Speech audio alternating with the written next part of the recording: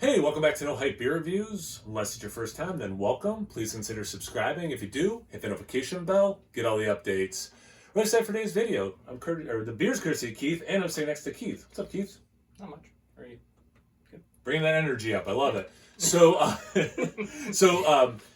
you guys are seeing some videos that we did together. Spirit review on his channel. I guess we're up to 3 from my channel, right? So, but this one might come out before one of anyway.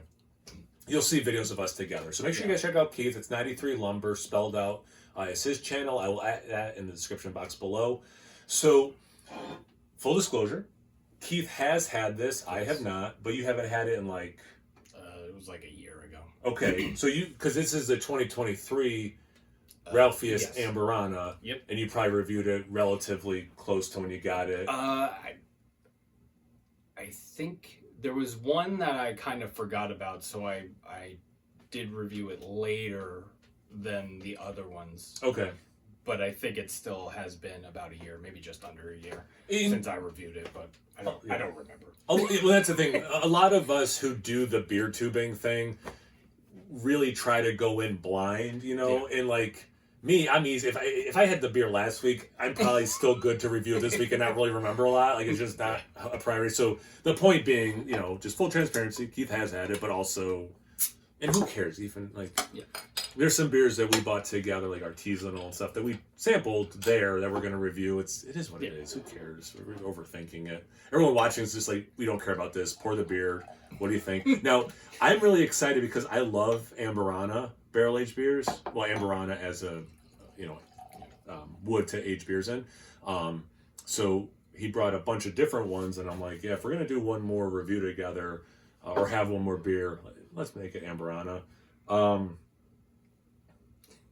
It's so tiny. Is it 14.8 maybe? Possibly. Can you do a better job? It's my only these Free Will Ralphius beers, is it 14.8? Are so absolutely amazing. I love the artwork. I love how it's tactily. Like, I like how the feel of the label. Like, there's everything. It's just, could you make, if anyone from the brewery's watching, if you could just make the font a little bit bigger on the ABV, just a little bit. We have old eyes now. Anyway. All right, so let's talk about what the beer looks like, Keith. I didn't pour super aggressive, but there's like some head, and for a bigger ABV stout aged in a barrel, this seems appropriate. I guess there's some other stuff I could read after we. Yeah. Was it 1 year? Yeah. Imperial stout aged for 1 year in those barrels. I guess I should say that before. Color. I've been talking a lot. Color. What do you see? What are you thinking? Dark brown, but it's very, very, very, very dark brown. Yeah. It's one of those things where I think if there weren't 3 lights shining on us, you would just in normal light be like, yeah, it's like a black beer. Oh, a little bit of brown maybe, but because there's so much illumination. Yeah, I agree with that. Little bit of legs, nothing too wild. They're pretty clear. Not much lacing. Looks good. Right? Yeah, it definitely looks the part of... Looks like an Imperial style. Exactly. Barrel-aged Imperial style. The looking at it's always the least favorite part for me, because like people are watching, maybe some people listen, but they're watching like, we see what it looks like. What's it smell and taste like? Well, let's get into it, guys. All right, let's smell, dude. That's the Amburana thing. Yeah. Immediately. Smells like a gingerbread stout. Yeah, it's for sure. Okay, so if you're watching this and you haven't had a beer with Amburana, you don't know much about it. It does this really cool thing where it seems to kick out baking spices. Mm-hmm. Ginger, cinnamon, cloves sometimes I've gotten, plus some woodiness, just like barrel aging notes. It's not like oak plus those things, but definitely wood, Yeah. It's funny because it's like the epitome of like, sometimes you're reviewing a beer and you're just like, oh, there's like some generic baking spice. That is what this smells like. Yes. It's like perfect the epitome of generic spice. You get a little bit of all of them. Yeah. Almost, like if you bought like a pumpkin spice blend, like pumpkin pie spice blend. So there's not the extra sweetness of adding the sugar and everything to make it, but yeah, it's just like, which combo of those kinds of spices is this? Because it is also cool, like you were saying, like you can pull ginger specifically. You can pull nutmeg or allspice or whatever specifically. But it's none of those things. It's just wood. It's just the wood. I would say of those ones, ginger does seem to be a bigger one. Also, just the warming sensation, with the illusion of the spices, still having the warm, like if you're drinking a chai tea or whatever, like just not. I know that could literally be warm, but like the warming sensation when something's not warm. This is one of those ones where I do have to take a few sniffs of it to start getting the stout of it all. Which isn't a negative. Like it's barrel aged, and I get the barrel, and the stuff the barrel should kick out. A little chocolatey. Yeah, chocolate, a little bit. Yeah, it's very barrel forward and spicy. Very. Yeah, for sure. Yeah. There's like a nutty thing. That's probably the wood. There's a nuttiness. No, there's definitely nuttiness. The chocolate for me is a relatively dark chocolate. It's not. Again, I guess we have to keep saying how barrel forward this is, but like it's there, but it's not a dominant thing. Slight vanilla I get, which for me is pretty good. Every time I smell it, you it's just you gotta acknowledge the spices first before you can acknowledge anything else. It's at no point of any of these sniffs is it like my brain is so used to that aspect of it that I can just go straight to the other stuff. Every single time my brain's like, you have to process this first, bro. Now you can start trying to get some of the other stuff. Which makes me curious if the taste is the same way. But go ahead. It's good you mentioned that because, like, I know I said it's kind of generic, the epitome of generic baking spice, but it's very in your face. It's very upfront. It's the dominant thing and the aroma for sure. No way around it. Yeah. All right. Cheers, brother. Cheers. Thanks again. Appreciate it.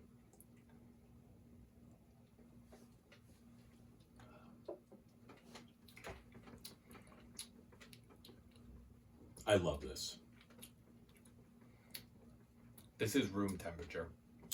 Yeah, this is not cellar temperature. This was just in my kitchen upstairs on the counter. And so it's like you can really taste everything cold because there's no coldness to hide anything. I love this. Wow. It tastes like... I go back to what I said about the aroma. It's like it tastes like it could be somebody's gingerbread. Yeah. Not so much gingerbread though, but like that's the closest thing I can. I go to chai, which I know I said in the aroma too. And then so I'm gonna start from a place of chai with some woodiness. I do get some of the vanilla I got in the aroma and the taste. So, and then this chocolatey thing, which. And there is some sweetness, but it's not like you have a super sweet chai latte that you put like a drizzle of chocolate syrup in. Like it's not that confectionery, but those flavors are in it. And because those flavors work well in drinks like that, like it works well in a drink like this. I mean, I got no criticism, man. Yeah, it's kind of like it kind of doesn't taste like there is sweetness to it, but it kind of tastes like or at least an example easy for me to use is like kind of coconut milk. Okay. Like unsweetened coconut milk isn't sweetened, but coconut is sweet. Oh, so it has a sweetness. So it like tastes like that. It doesn't taste sugar added sweetness. Yeah. It's things that are naturally sweet. Even though it's a 15% imperial stout. Yeah.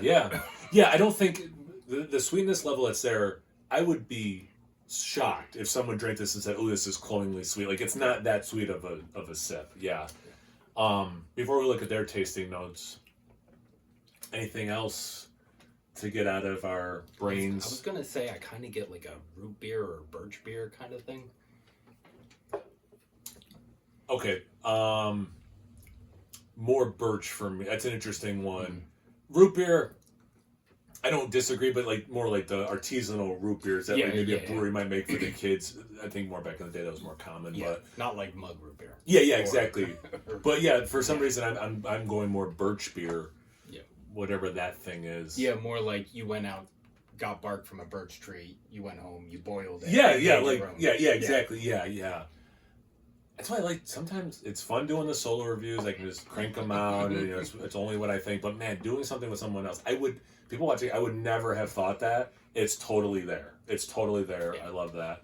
All right, one more opportunity. Anything before we? I mean, we can always comment after we read the tasting notes, but I don't want anything to. I mean, there's chocolate in there. Mm-hmm. I said that already. Okay, I wasn't. For two people giving our thoughts, I'm just busting your chops. Chocolate thing. Or I just said that. Yeah. I was going to say something else. Oh, for the ABV, it's not. I get some warming. Yeah. Warming, but no part of it's too intense for the palate and the sip. it's not like burning my throat. Not or at all. My mouth or anything like that. It's for almost 15%. It is hidden well, but while still drinking like it should and all that. Right. But yeah, it does not have an ethanol taste that takes you out of it at all. No, it's very appropriate for what it is. Yeah. See, now I'm getting a little bit more lingering. The intensity of the ginger note has been shrinking a little bit. I still get it, but now it's a little bit more the clove and cinnamon. Anyway, I'm really curious what their tasting notes are. All right, so cassia bark, which is cinnamon, or something that is used in place like of cinnamon, because it might be cheaper of a product than real cinnamon, right? Something like that. Spiced wafers, clove, and molasses. Oh, molasses. Molasses is interesting. Right, kind of kicking ourselves in and saying molasses. Yeah, but clove. I don't know what spiced wafers are, but with the fact that they're using the word spice makes me think they're probably talking about the same stuff we've extensively said, like you were saying with the gingerbread and these spices. Are they like those like circle things?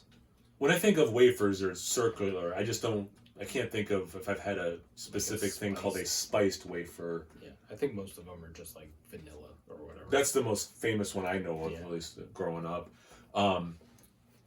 They say clove specifically. We've certainly mentioned those kinds of spices, and one of us might have even said clove specifically. I think you did. Was it me? Okay. Yeah. So yeah, I'd say our tasting notes are pretty similar to what they're saying, and it doesn't have to be that, but it's kind of cool when we have similar tasting notes to what a brewery says. It's kind of almost, it does make you feel validated in some way, which is nice. But yeah, anything else before we wrap this up, brother? Oh, I don't think so. So, people watching, again, make sure you check out Keith. This is really good, make sure you guys check out Keith at 93 Lumber. And again, thank you. I love Amburana, so I'm glad you brought it and we were able to do this. But yeah, make sure you check him out. 93 Lumber, spelled out. I'll add him in the description box below. Once you're done checking him out, make sure you check me out on Instagram and Untapped. It's No Hype Beer Reviews at both those places. So please like, comment, subscribe, and most importantly, imbibe. Cheers, everyone. Cheers.